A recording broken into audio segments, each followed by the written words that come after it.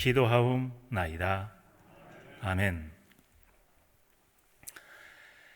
금년에 남원 동북교회 70주년을 맞이하면서 우리 9월 이후로 교회에 대한 몇 가지 사항들을 살펴보았습니다.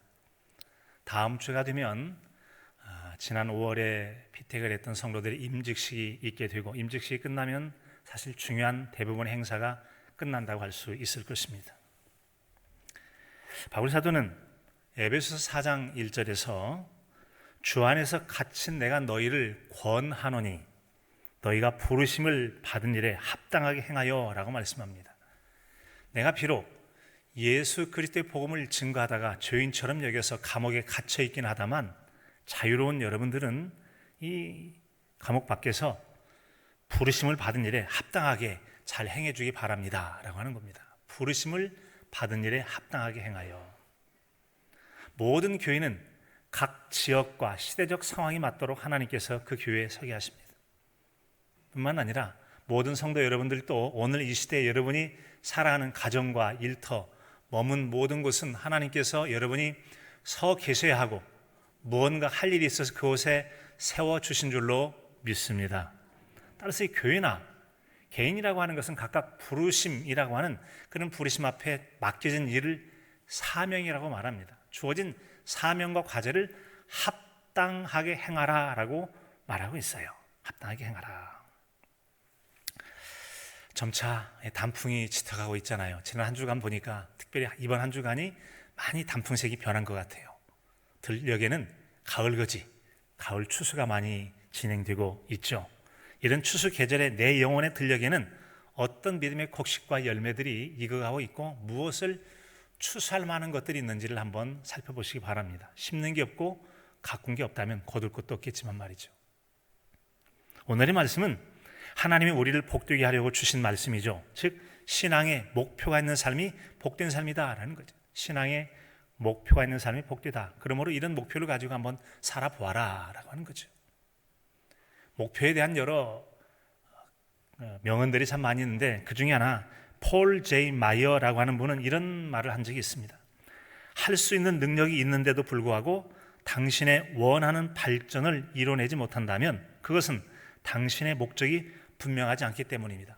야, 너 충분히 할 수 있다. 그 정도 능력이면 뭐든지 할 수 있어. 그런데 왜 일 못했지? 에이, 너 목표가 뚜렷하지 않구나. 사람들이 많은 경우에 무슨 일인가를 해내지 못하는 까닭은 능력이 없어서가 아니라는 겁니다.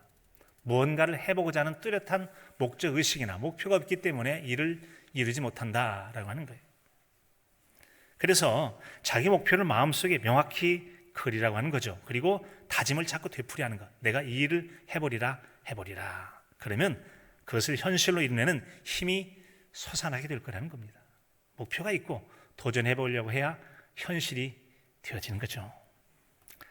우리에게 그래서 목표를 세우는 건 참 중요합니다. 목표를 세우는 게 중요해요.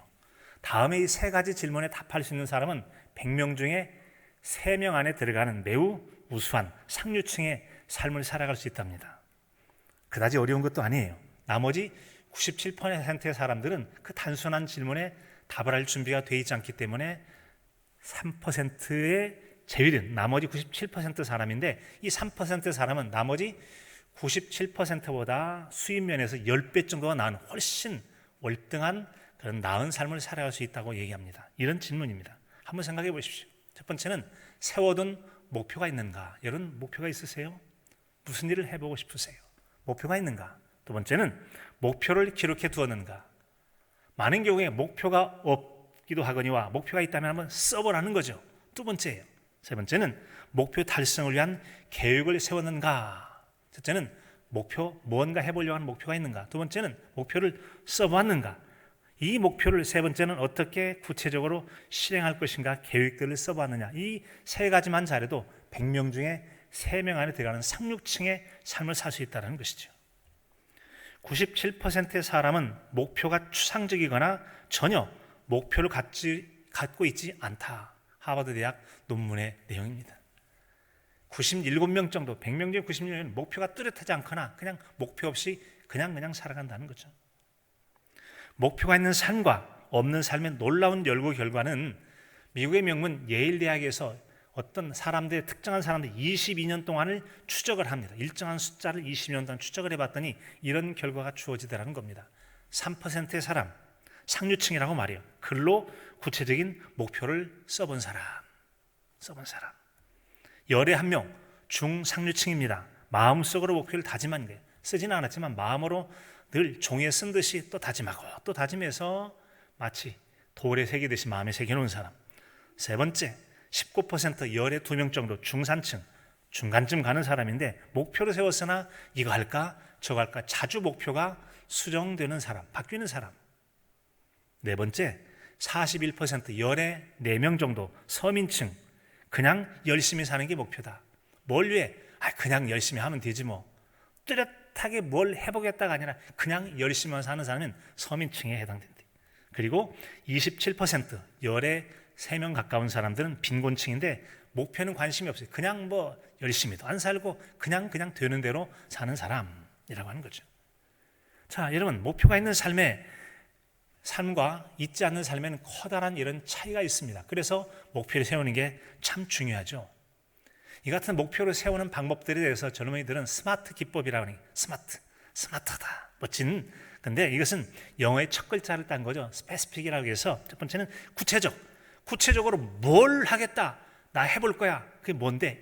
이거라고 하는 구체성이 필요하다는 거죠. 두 번째는 measurable이라고 해서 측정 가능한, 그것은 그래, 그 목표를 달성할 때 측정이 가능한 것이냐, M이죠. 세 번째 A는 attainable, 얻을 수 있는 것이냐, 즉 달성 가능한 것이냐, 달성 가능한 것, 해낼 수 있는 것인가. 비현실적인 것은 목표가 적합하지 않죠. 가능성이 있는 것인가. 네 번째는 realistic, 현실성 있게, 현재 상황에서 가능한 일인가. 손을 쭉 뻗어서 내가 달을 따겠다, 이거는 좀 현실성이 없어 보이죠. 가능성 있게 하라. 다섯 번째는 time bounded, 시한이 정해져 있는가. 언제까지? 개구리 수염 날 때까지. 그거는 안 되는 거죠. 어느 때까지라는 일정한 시간 안에 이런 목표를 어떻게 해보겠다. 이게 이제 5가지 계획을 세우는 기법들이라고 하는 것입니다. 사람이 똑같이 어려운 길을 걸어간다 할지라도 의미가 있고 목표가 있으면 목표를 향해 나가는 사람은 그걸 도전한다고 얘기합니다. 도전을 얘기해요. 그러나 목표가 없는 사람은 왜 이렇게 고생스러운 인생을 살아가냐고 투덜투덜하게 될 것입니다. 목표가 있고 그 가치에 의미를 두고 내 성장과 성숙이 된다면 이것은 일종의 수행의 과정이고 또한 자신을 성숙해 나가는 좋은 도전의 길이 된다고 말할 수 있겠죠. 꿈과 희망과 행복의 길이 될 수 있는 것입니다. 목표의 있고 없고의 차이가 바로 그것을 다르게 만들어줘요. 우리는 오늘 바울 사도를 통하여 교회와 예수님을 통한 구원받은 성도의 건강한 삶에 대해서 에베소서에 들려주는 말씀을 함께 듣게 됩니다. 오늘의 말씀은 바로 신앙 인생 순례길을 살아가는 우리에게 몇 가지 중요한 인생의 목표를 제시해 주고 있어요. 이 목표를 함께 공유하고 나눔을 통해서 하나님 예비하신 은혜를 더불어 누리는 우리 모두일 수 있기를 진심으로 축복합니다. 첫 번째 목표는 바로 하나 된다는 것이, 같이 해볼까요? 하나가 되어야 합니다. 하나가 될 것을 말씀합니다. 오늘 말씀 13절에 보니까 우리가 다 하나님의 아들을 믿는 것과 아는 일에 하나가 되어.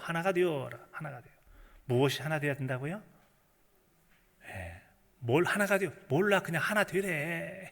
뭔가가 있어야 되죠. 구체적인 것. 그것이 바로 예수 그리스도에 대한 믿는 것과 아는 일에 하나가 되어. 같이 볼까요? 믿는 것과 아는 일에 하나가 되어.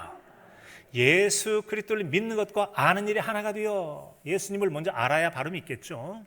예수님을 알아가는 방법들, 그것은 지식적인 알아감, 교리적인 알아감, 성경 공부를 통해서, 설교를 통해서, 다양한 들음을 통해서 예수 그리스도는 어떤 분이셔 라고 하는 지식적인 알아감이 있습니다. 이런 지식적 알아감 매우 중요합니다. 지식이 서로 갈리고 하나가 되지 않으면 예수님에 대한 고백이 달라질 것이기 때문에 하나 되어진 지식이 매우 중요합니다. 이것이 지식적으로 아는 지식이에요. 또 하나의 지식이 있죠. 삶으로 배워 알아가는 알미라고 할 수 있습니다. 즉 말씀을 따라 살아갈 때 예수님 말씀을 따라 살아가 보니까 정말 그 말씀이 내 삶에 의미 있고 가치 있고 신앙적인 면에서 받아들일 만한 말씀으로 이루어지네. 이를테면 원수를 하여 축복하고 저주하지 말라, 사랑하라는 말씀이죠. 상대방이 나에게 대해서 어떻게 비난하든 뭐 하든지 간에 상관없이 주구장창 그를 향하여 성경 말씀에 순종하고 보복하지 않습니다. 보복하면 보복이 악순환될 것입니다. 그를 위해서 기도하고 축복해요. 그가 나에게 어떻게 하는 거 상관하지 않아요. 흔들림이 없어요. 주관성 있게 기도하고 사랑하는 마음을 가졌더니 나중에 때가 지나 보니까 정말 말씀이 어떻게 내 삶 속에 이루어졌다라고 한 삶으로 고백되어지는 예수 그리스도에 대한 알매 고백이 일치가 되어질 때 신앙 공동체는 공유하는 지식을 갖게 되어지는 겁니다. 지식을 갖게 되어져요. 이를테면 여러분, 남은 동북교회는 동북교회가 시작된 이래로 열심히 구제하는 일을 했잖아요. 어렵고 힘든 작은 교회들을 교파를 초월해서 돕고 있습니다. 전도하고 있고 선교하는 일을 하고 있죠. 지금까지도 우리는 70주년 기념으로 해외 교회 개척하는 선교하는 일을 하고 있습니다. 받기만을 바라면 계속 받고 그럴지 모르지만 우리는 주고 나누고 섬기고 봉사하는 이 일을 해온 것, 이것이 바로 성경 말씀에 주는 것이 받는 것보다 복이 있다 하심을 너희는 기억하여 할지니라. 기억할 만한 일이네. 지식으로 배웠는데 해보니까 진짜 복되더라. 해보니까 진짜 복되더라. 이런 지식이 공유가 되면요, 우리는 뭐든 해볼 수 있는 것이죠. 하나가 돼야 되는 거죠. 이런 마음을 공유하게 됐을 때 해볼 수 있어요. 일치된 고백이 얼마나 중요합니까? 여럿이 하나가 되는 것은 정말 중요하고 꽤나 어려운 일이죠. 어려운 일이에요. 그런데 이같이 중요하고 어려운 일이지만 하나됨이 소중하기도 합니다만 때로는 하나됨이 그 좋은 것이 좋지 않게 작동될 때가 있어요. 그것은 사람의 탐욕이나 죄악 때문에 그럴 수 있는데 문제가 될 수도 있더라. 즉 나쁜 일을 도모하려 할 때 나쁜 일을 하려는 사람이 힘을 모으는 것은 좋지 않은 일이 될 수 있어요. 그런 경우는 하나님이 물론 흩어버리시죠. 우리가 잘 아는 창세기 11장 1절 이하에 보면 온 땅의 언어가 하나요 말이 하나였더라. 언어가 하나고 말이 하나였다. 얼마나 좋은 세상이에요. 소통이 되고 말이죠. 공부하기 위해서 영어 공부하고 저도 개인적으로 신학을 하기까지 여러 공부, 기본적으로 일본어도 공부했고 독일어도 공부했고 영어도 공부했고 히브리어, 라틴어, 헬라어 몇 개 많이 배웠는데 아는 건 별로 없어요. 그러나 책을 읽기 위해서 기본적인 단어들 알긴 알아야 되죠. 신학이 단순하게 성경 좀 읽었다고 신학하는 건 아니잖아요. 언어적인 면에서 많은 공부를 해야 되는데 여러분, 언어가 하나만 된다면 얼마나 편하겠어요. 얼마나 편하겠어요. 그런데 이같이 언어가 하나 되었다는 것이 장점이 아니라 문제가 된 경우도 있더라. 뭐죠? 소통에는 어려움이 없었으나 하나님 말씀을 거역하고 불순종하는 일에 입을 맞춰가지고 잘못된 일을 행하려 할 때는 문제가 되어지는 거죠. 이게 바로 그 유명한 창세기 11장에 나오는 바벨탑 사건 아니겠습니까? 바벨탑 사건. 하나님은 노아 홍수 이래로 새로운 천지 창조와 같이 창세기 8장 15절 이하의 말씀에 보면은 방주에서 나오라, 일끄고 나오라 하고 생육하고 번성하여라고 하는 창세기 1장의 말씀을 다시 들려주십니다. 방주에서 나오게 하시죠. 9장 1절에 보면은 생육하고 번성하여 땅에 충만하라. 그리고 9장 19절에는 노아의 이 세 아들로부터 사람들이 온 땅에 퍼지니라. 온통 다 퍼지게 됐다. 생육하고 번성한 일이 이루어졌어요. 제2의 천지창조처럼 인류가 또 퍼져나가게 됐습니다. 문제는 이렇게 생육하고 번성하여 퍼져나갈 때 사람들이 이제 하나님 뜻에 거역을 했다. 자신들의 뜻대로 하려고 하나님 뜻을 거역했다. 왜 가능했느냐? 언어가 하나이고 말이 하나였기 때문이었다. 그래서 하나님께 이거 안 되겠다 싶어서 흩어버리는 사건이 창세기 11장 6절 이하로 말씀하죠. 그냥 두면 막을 수 없겠다 해서 우리가 내려가서 거기서 그들의 언어를 혼잡하게 하여 그들이 서로 알아듣지 못하게 하시고, 못 알아듣게 아주 흩어버려야 되겠구나. 하나님께서 하나 되기를 원하시고 하나 되라고 하신 분이 흩어버린 사건이 있습니다. 그때는 바로 하나님의 뜻을 거역하는 경우였다는 점이죠. 그러므로 거기서 그들은 온 지면에 흩어졌으므로 그들이 그 도시를 건설하기를 그쳤더라. 더 이상 말이 안 통하니까 더 이상 일이 안 됐다. 하나님은 악인들의 악한 도모를 허사가 되게 하실 때 스스로 분쟁을 일으키거나 다툼을 해서 쪼개지게 만드십니다. 이것도 하나님의 행하심 중에 하나예요. 잠언서 16장에 있는 말씀 보면 피차 손을 잡을지라도 벌을 면치 못하리라. 악을 꾸미는 자들 잠시 잠깐 흥하고 되는 것 같지만 하나님 흩어버리시면 아무것도 안 되고 얻을 것도 없다라고 하는 거예요. 얻을 것도 없다. 하나가 되는 것은 대체로 참 좋은 것들이 많습니다. 그리고 하나가 된다는 게 결코 쉽지가 않아요. 참 어렵죠. 어렵습니다. 그래서 하나가 되라는 면은 긍정적인 면에서 요청이기도 하고 당부이기도 합니다. 하나가 되는 것은 중요하고 어려운 일인데 예수님께서도 제자들에게 하나가 되어라.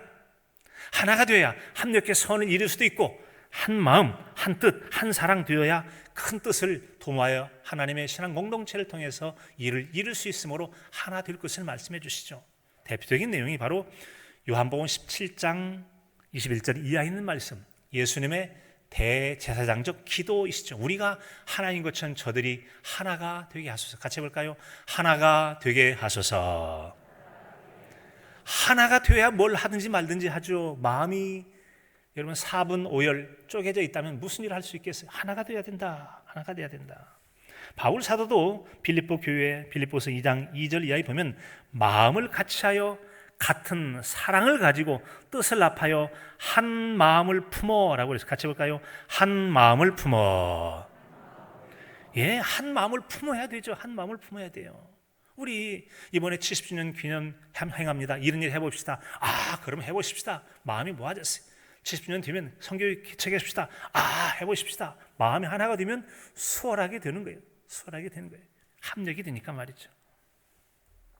특히 하나님의 아들을 믿는 것과 아는 일에 하나가 될 때 비로소 우리에게는 온전한 사람이 되고 그리스도의 장성한 분량에 충만한 데까지는 참된 성숙함이 이루어질 수 있다는 거죠. 온전하다, 성숙하거든요. 어린아이와 대비되는 용어죠. 믿음의 장성한 분량에 충만한 데까지, 이것 또한 성숙한 상태를 표현하는 또 다른 표현이죠. 영적 성숙을 말하는 것들이죠. 이것은 어린아이 상태에 머물러 있지 말고 나아갈 것을 말씀해주는 그런 신앙 목표, 방향제시라고 할 수가 있을 것입니다.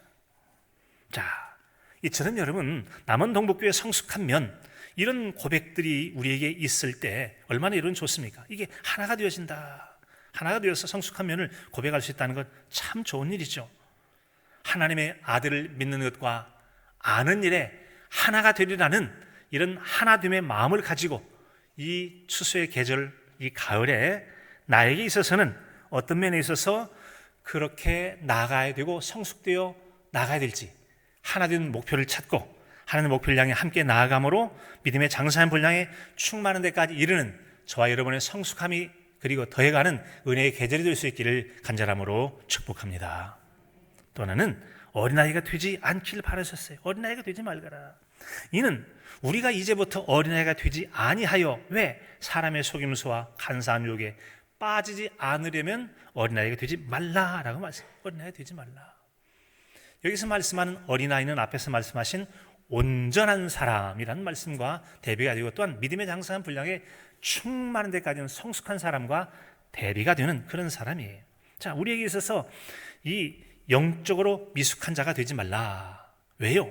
그런 사람은 거짓 교사의 속임수와 유혹에 넘어가 믿음이 흔들리기 때문에 그래요. 자주 요동치는 믿음을 가진 것은 내 믿음이 견고히 서지 못한 영적인 어린아이 상태라는 것을 들려주는 것이죠. 어린아이 특징은 뭐죠? 쉽게 믿음이 흔들려 요동칩니다. 마구 흔들려요. 쉽게 믿음에 넘어가서 시험에 빠져듭니다. 쉽게 상처받았단 말잖아요. 조금만 무슨 얘기 있으면 휩쓸려 다니죠. 이랬다 저랬다 하고 또 조금만 하면 시험에 빠졌다고 그러고 또 오면 상처받았다고 그러고. 왜 그러죠? 왜 그래요? 분별해서 대처할 만한 능력이 아직 안 된 어린아이 상태이기 때문에 쉽게 휩쓸리기도 하고 빠져들기도 하고 속기도 하는 것이죠. 당하기도 하는 것이죠. 그런 영적인 미성숙함을 표현하는 고린도전서 3장 1절 2절에 보면 이런 경우라고 들려줍니다. 형제들아, 내가 신령한 자들을 대함같이 너희에게 말할 수 없어서 육신에 속한 자 곧 그리스도 안에서 어린아이를 대함같이 대하노라. 신령한 자는 온전한 자, 믿음의 장성한 분량에 충만한 자, 성숙한 자를 얘기하죠. 온전하지 못해서 내가 애들 대하듯이 대할 수밖에 없는 것 이해하기 바랍니다. 그런 뜻이. 내가 너희에게 저주로 먹이고 바보로 아니하였노니 이는 너희가 감당하지 못하였음이거니와 지금도 못하리라. 이전에도 못하더니 지금도 조그만 복잡하고 어려운 얘기를 이거 머리 아파, 골치 아파, 힘들어, 뭘 생각하고 분별해서 성숙한 사람다운 그런 모습을, 신앙인다운 모습을 보여주지 못하고 있더라는 거죠. 보여주지 못해요. 사실 예수님에 대한 믿음에는 의심이 없는 어린아이 같은 믿음이 참 중요합니다. 어린아이 같은 믿음이 칭찬받잖아요. 아이들 순수합니다. 절대 의존해야 살 수 있다라고 하는 그런 의존한 믿음을 가지고 있죠. 바로 마태복음 18장 3절에 보면 제자들은 누가 더 크냐, 누가 더 잘났느냐,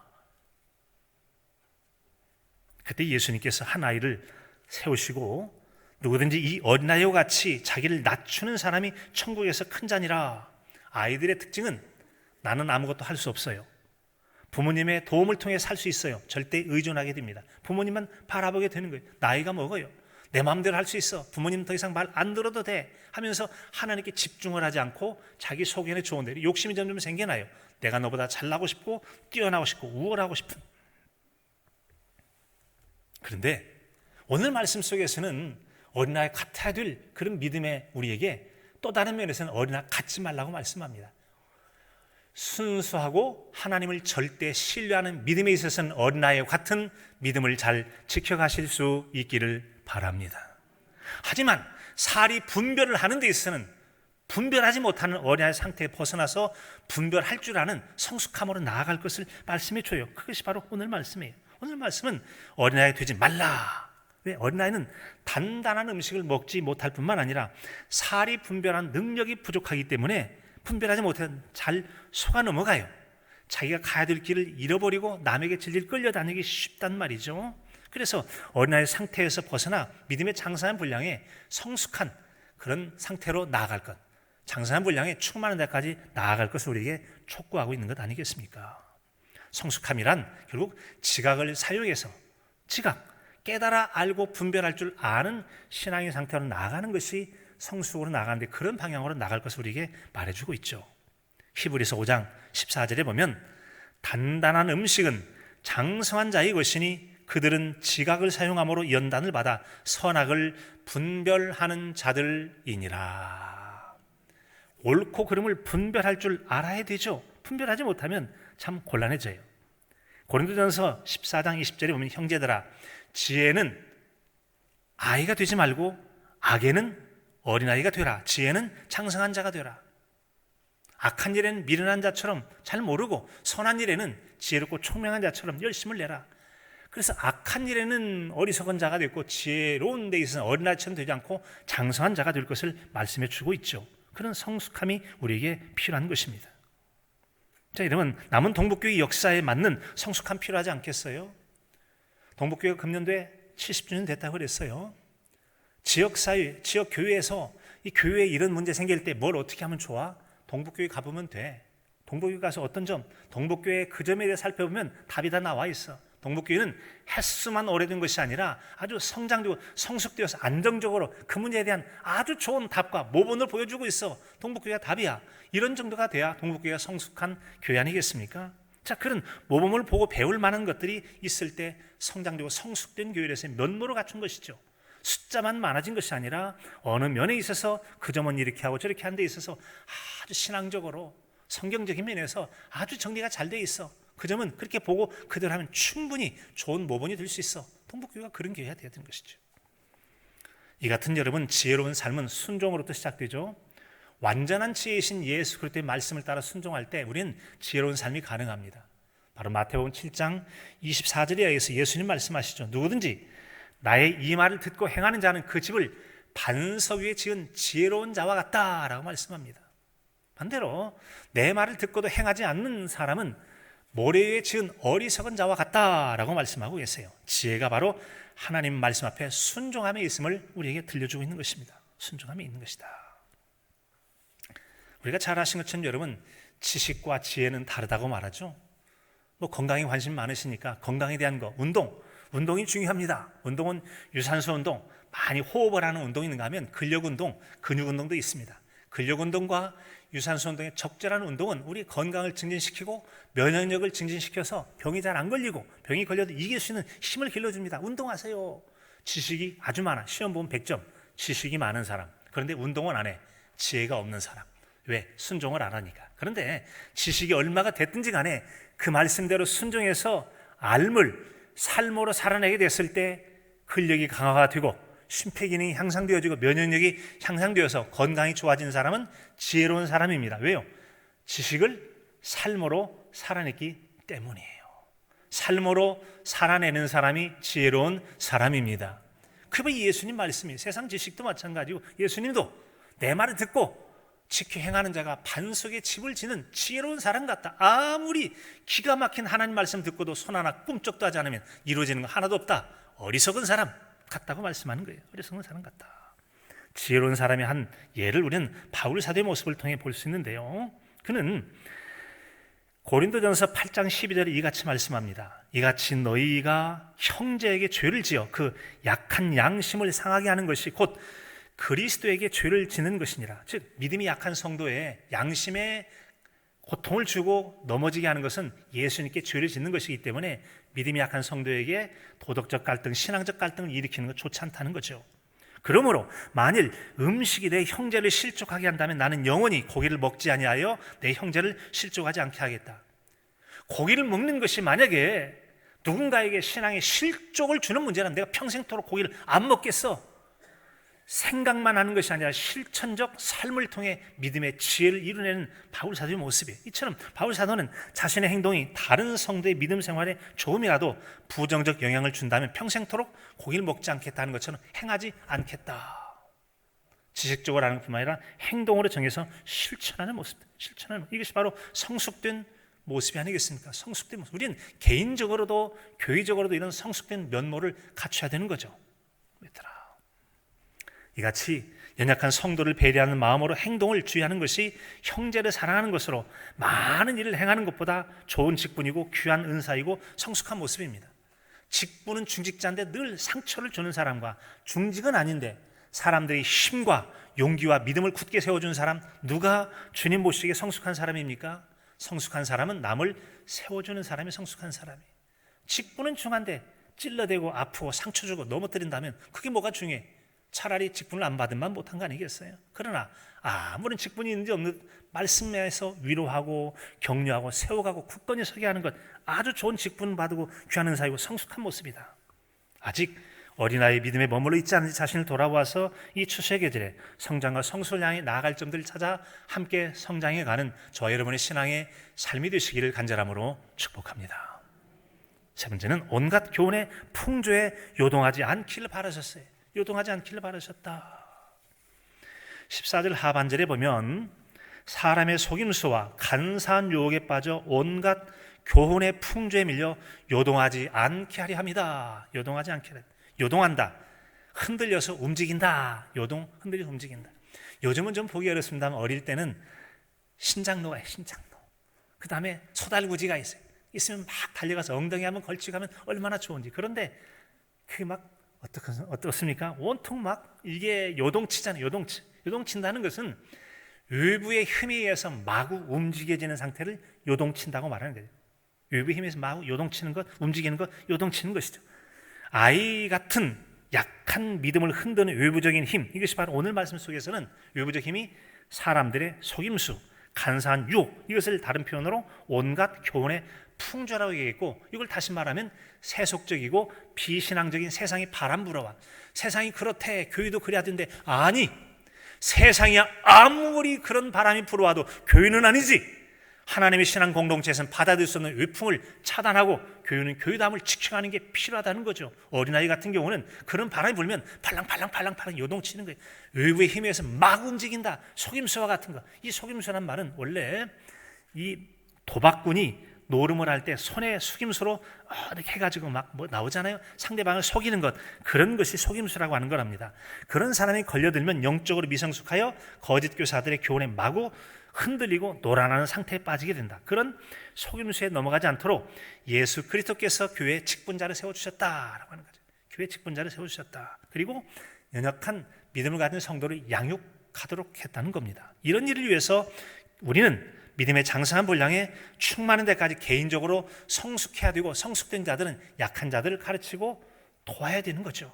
우리 이제 내일 다음 주 임직자도 세우는데 고린도전서 4장 1절에 보면 사람이 마땅히 우리를 그리스도의 일꾼이요, 그리고 또 뭐가 있죠? 하나님의 비밀을 맡은 자로 여길 자다. 같이 해봅니다. 하나님의 비밀을 맡은 자로 여길지어다. 교회에서 일꾼이 된다고 하는 것은 하나님의 비밀을 맡은 자가 되어야 되는 겁니다. 외부의 바람이 마구 불어올 때 그건 그래, 아닌 건 안 해. 자기도 흔들리지 않고 흔들린 누군가를 견고히 세워서 믿음의 자리를 굳건하게 지켜가도록 요동치지 않고 지켜가도록 붙잡아 세워줄 수 있는 정도가 바로 일꾼 된 거 아닙니까? 그런데 일꾼감이 자기가 팔랑팔랑 흔들려 요동쳐. 그러니 자기도 시원찮고 남도 더불어 자기가 넘어지면 남을 밀어뜨려 넘어뜨리는 그런 정도라면 일꾼감이 못 되는 것이죠. 직분이 중요한 게 아니라 과연 나는 온전하게 바로 서 있는가, 잘 서서 남에게 도움을 주고 있는가, 이게 참 중요한 거죠. 믿음의 장사한 분량에 충만한 데까지 서 나가야 된다. 강하면 부러지기가 쉽고 또 너무나 부드러우면 휘어버리거나 뒤틀려서 못 쓸 경우가 있기도 하죠. 그래서 때로는 강함과 이 유연함이라는 것이 참 조화를 이루는 게 필요한데 때로는 아주 굳건함이 필요할 때가 있습니다. 어떤 경우에도 뒤틀리거나 구부러질 수 있고 부러지면 부러질지언정 굳건하게 지켜야 될 때가 있어요. 우리 지난 2주 전인가요? 39분의 임직자들 함께 전남 영광에 있는 그 순교지 교회를 야월교회, 염산교회 다녀왔어요. 한 교회가 모조리 다 죽임을 당하고 많은 경우 물에 빠져 죽기도 하고. 왜요? 예수 그리스도를 믿는 신앙 고백을 끝까지 지켰다는 이유만으로 비참하게 죽어갔던 이런 위기 앞에 과연 믿음을 지켜갈 것인가? 그 아이들은 그 교회에서는 어린아이까지 부모님 죽음을 보고서도 기꺼이 한 아이도 신앙의 고백을 버리지 않고 굽히지 않고 순교자의 길을 갔다는 점에서 놀라운 신앙 고백을 올 수가 있었습니다.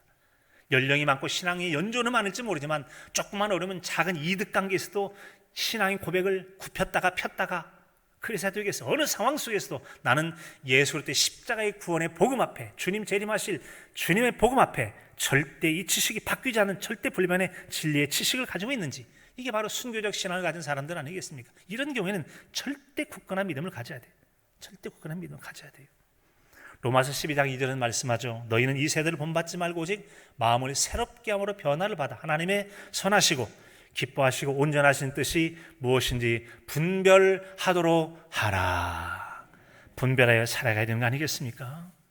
이런 분별된 그리고 성숙된 신앙은 하루아침에 되지 않습니다. 좋은 믿음, 성숙한 신앙은 금수저 물고 태어나서 처음부터 되는 사람 한 사람도 없어요.